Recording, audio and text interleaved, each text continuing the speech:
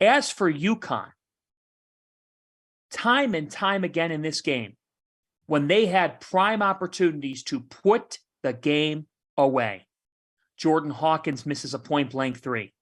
Tristan Newton misses a point-blank three. Alex Caravan is wide open. Can't hit it. UConn has lost a killer instinct. They've lost the dagger instinct. And I will share this. I'm not even sure if they properly gained one because Connecticut entered tonight winning 9 games this season by 20 points or more. 9 of their 15 wins. So they've gotten up like they did tonight on Seton Hall, and teams just quit. They didn't have it in them to fight back. It just didn't have it. But you get in conference play, and Chris, you were in the Big East. And somebody said this to me after the game. They said, in the Big East, you have to take the game. You have to seize the game. If you leave a game in the balance, you'll get it taken from you. And that's what happened tonight to Connecticut. It's really hard to knock somebody out on their home floor. I mean, really knock them out to the point where they quit playing. And, to your point, John, about, Seton Hall and Shaheen Holloway. I mean, I've known Shaheen for years. He's got such a magnetic personality. I think he tells it to his kids, in the realest possible way. When he's frustrated, when he's hyped for them, he does a tremendous job. But, I just feel like the way that game, when you go on the road in conference and the home team gets down so much, and then all of a sudden it's like an avalanche in the second half, you feel like as a visiting team, everything's going against you.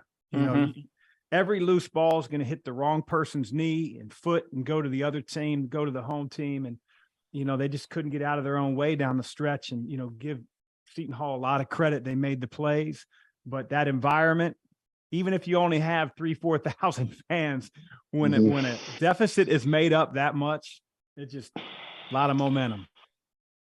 It's the 2 plays that stood out to me too was the Sanogo point blank miss. That was a big miss for in the stretch of the game that it was.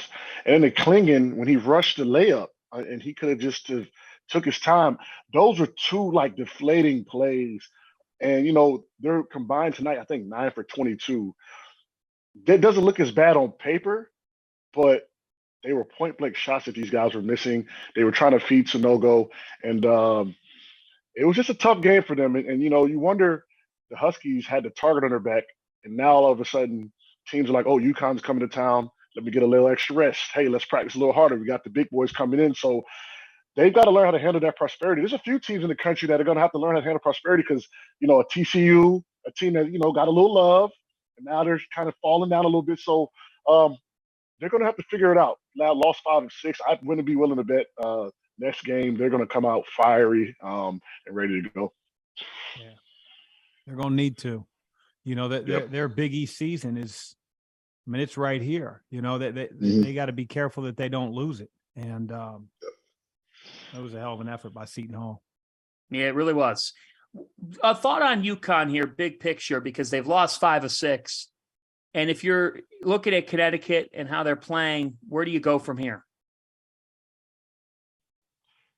Hey, you stay on that horse, because the way college basketball is going this year, you just got to be in the mix. You just got to be in the mix. And I think UConn is going to be in the mix towards the end. They're going to have a chance to right there. They're 4 and 5. They're not out of it by any means. So they just got to stay in the mix and stay ready and be ready to play and win some games. And I think that's going to happen. This is a bad stretch. There's been a few teams in the country that have gone through some bad stretches.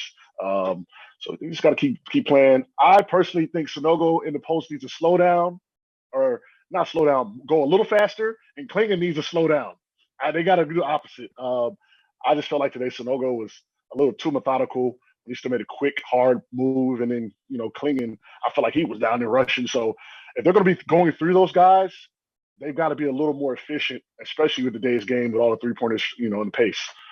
Seton Hall will welcome in a Marquette team that just beat Providence and goes to 15-5, a tough Marquette team. Chris Mack, a closing thought from you on this game.